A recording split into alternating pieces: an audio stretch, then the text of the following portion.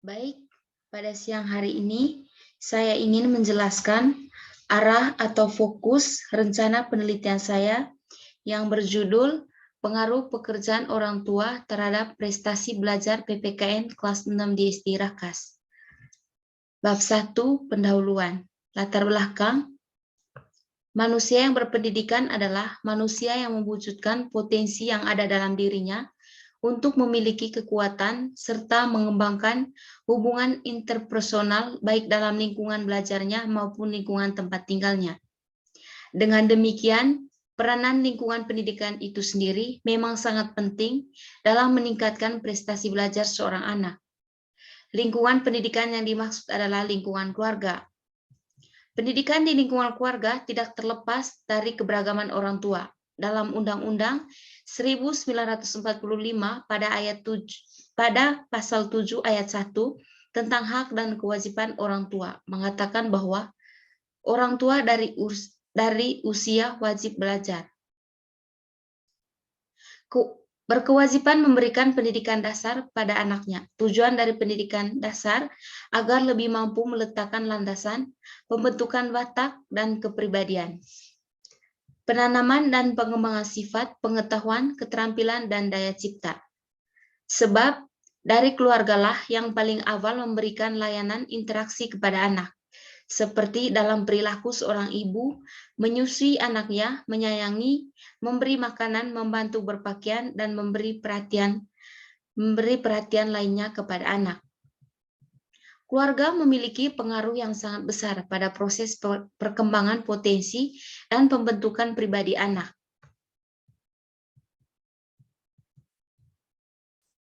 Memberikan contoh dan arahan yang baik terhadap anak akan membawa dampak kehidupan anak di masa kini ataupun di masa tuanya. Namun dengan demikian masih ada kebiasaan yang diterapkan orang tua dalam mengelola keluarga yang salah seperti kelainan orang tua dalam memonitor kegiatan anak. Orang tua adalah pendidik dalam keluarga. Orang tua merupakan pendidikan pertama kali yang didapat dari anak adalah keluarga. Pendidikan dalam keluarga merupakan dasar dalam perkembangan penelitian anak pada saat bertumbuh. Maka setiap perilaku anak mencerminkan dan sikap perilaku orang tuanya. Karena nantinya akan berpengaruh terhadap perkembangan mental anak dan ayah ibu merupakan pendidik dalam kehidupan nyata. Yang berikutnya rumusan masalah. Di sini rumusan masalahnya yaitu apakah terdapat pengaruh pekerjaan orang tua terhadap prestasi belajar PPKN kelas 6 di SD Rakas. Berikutnya tujuan penelitian.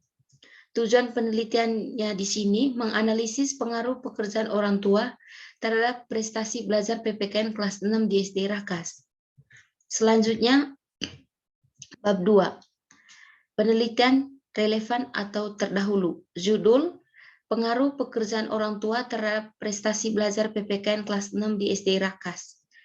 Peneliti Maria Desiana Denes tahun 2021. Yang berikut landasan teori. Teori utama yang digunakan dalam penelitian ini adalah yang pertama, makna keluarga. Makna keluarga di sini yaitu pengertian keluarga. Yang kedua, prestasi belajar siswa. Prestasi belajar siswa yang di sini yang pertama pengertian prestasi belajar, yang kedua pengukuran prestasi belajar, dan yang ketiga faktor-faktor yang mempengaruhi prestasi belajar. Pengertian keluarga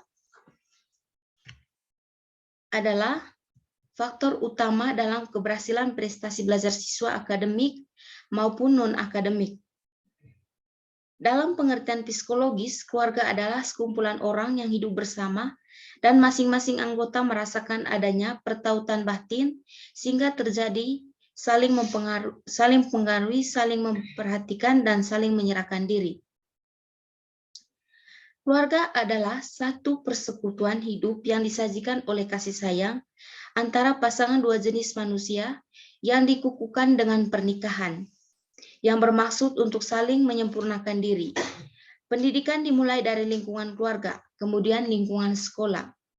Sekolah sebagai lembaga pendidikan yang dipercaya oleh orang tua untuk mendidik anak-anaknya dalam jangka waktu cukup lama. Orang tua menyerahkan beban dan tugas pendidikan ke sekolah karena diyakini dapat membimbing dan mengarahkan anak-anaknya dalam belajar. Setiap orang tua menginginkan anak-anaknya berprestasi baik di sekolah, di tempat khusus, dan lain sebagainya. Profesi orang tua sangat mempengaruhi keberhasilan prestasi belajar siswa di sekolah. Karena orang tua mempunyai sumber daya alam tinggi, biasanya sangat memperhatikan pola belajar anaknya untuk menunjang keberhasilan prestasi di sekolah. Sedangkan untuk orang tua yang mempunyai sumber daya manusia rendah, biasanya kurang memperhatikan pola belajar anaknya di rumah karena kesibukan sendiri maupun masa bodoh dengan prestasi belajar anaknya. Yang kedua, prestasi belajar siswa. Belajar merupakan kebutuhan semua orang, sebab dengan belajar, seorang dapat memahami atau menguasai sesuatu sehingga kemampuannya dapat ditingkatkan. Prestasi merupakan hasil yang dicapai atau dari yang dilakukan dan diharapkan. Dari definisi tersebut, maka prestasi belajar adalah penguasaan pengetahuan dan keterampilan yang dikembangkan oleh mata pelajaran yang lazimnya ditunjukkan dengan nilai atau angka-angka yang diberikan oleh negara. Menurut Winkel, belajar pada manusia dapat dirumuskan sebagai suatu aktivitas mental atau psikis yang berlangsung dalam interaksi aktif dengan lingkungan, yang menghasilkan perubahan-perubahan dalam pengetahuan dan nilai sikap. Berdasarkan pendapat tersebut, dapat disimpulkan bahwa prestasi belajar dirumuskan sebagai suatu aktivitas mental atau psikis, penguasaan pengetahuan dan keterampilan ilmu pelajaran yang dimiliki oleh siswa dan dioperasionalkan dalam bentuk indikator berupa nilai rapor. Yang berikutnya, pengukuran prestasi belajar. Yang pertama itu ada tiga tes pengukuran prestasi belajar siswa. Yang pertama, tes diagnostik. Yang kedua, tes formatif. Yang ketiga, tes sumatif. Yang dimaksud dengan tes diagnostik di sini ialah tes yang digunakan untuk mengetahui kelemahan-kelemahan siswa sehingga dapat memberikan perlakuan yang tepat. Sedangkan yang dimaksud dengan tes formatif ialah mengetahui sejauh mana siswa telah terbentuk setelah mengikuti suatu program yang digunakan pada akhir pelajaran. Yang berikut, tes sumatif adalah tes yang dilaksanakan setelah berakhirnya pemberian sekelompok program atau sebuah program yang lebih besar dan dilaksanakan setiap akhir semester. Yang berikut, faktor-faktor yang mempengaruhi prestasi belajar. Yang pertama, faktor-faktor yang berasal dari luar individu meliputi faktor non-sosial seperti waktu belajar, alat-alat yang dipakai untuk belajar, dan faktor-faktor sosial misalnya suasana dalam keluarga, misalnya suara yang bising di sekitar tempat belajar dan lain sebagainya. Yang kedua, faktor yang berasal dari dalam diri individu yang meliputi aspek fisiologis yaitu keadaan atau kesehatan jasmani. Pada umumnya, fisiologis tertentu, terutama fungsi panca indera, aspek psikologis, misalnya kecerdasan emosi, sikap, ingatan, merupakan individu untuk mengendalikan sepenuhnya keberadaan di secara keseluruhan. Untuk meraih prestasi belajar yang baik, banyak sekali faktor yang perlu diperhatikan, karena di dalam dunia pendidikan, tidak sedikit siswa yang mengalami kegagalan.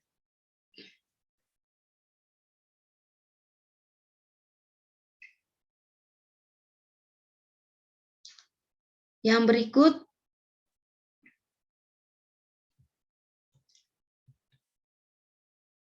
bab 3, yang pertama jenis penelitian. Jenis penelitian yang digunakan dalam penelitian ini adalah penelitian kuantitatif, karena nanti hasil analisis akan disajikan dalam bentuk data kuantitatif dan unsur statistik. Yang berikut, waktu dan tempat penelitian. Waktu penelitian akan dilakukan pada Mei 2022 di SD Rakas, Desa Rado, Kecamatan Cibal. Yang berikut populasi, sampel, dan sampling penelitian. Populasi, sampel, dan sampling dalam penelitian ini adalah informasi yang berupa fakta hasil wawancara terkait pengaruh pekerjaan orang tua terhadap prestasi belajar PPKN kelas 6 di SD Rakas. Variabel penelitian. Di sini, variabel yang digunakan yang pertama itu tentukan masalah utamanya apa, yang kedua faktor permasalahannya itu apa. Yang berikut teknik pengambilan data dan instrumen penelitian. Dalam penelitian ini, teknik menggunakan instrumen dengan skala Guttman. Skala Guttman di sini digunakan untuk mengukur variabel penelitian yang berisi pengetahuan, sikap, dan tindakan yang dilakukan responden. Skala ini memakai dua alternatif jawaban, yaitu ya dan tidak.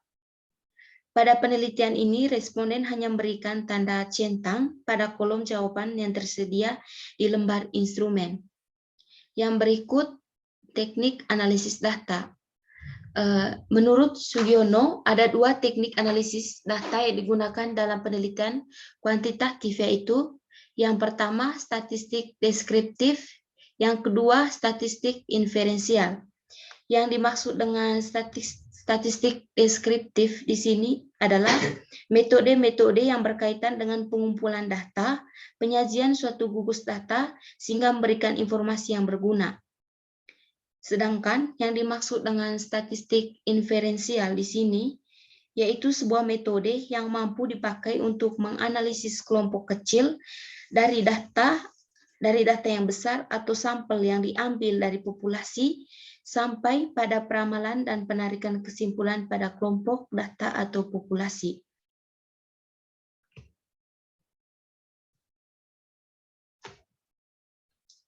Baik, demikian presentasi saya hari ini. Saya mengucapkan terima kasih kepada Bapak dan Ibu, dan semoga ini bermanfaat. Dan apabila ada hal atau masukan, saya persilakan. Terima kasih.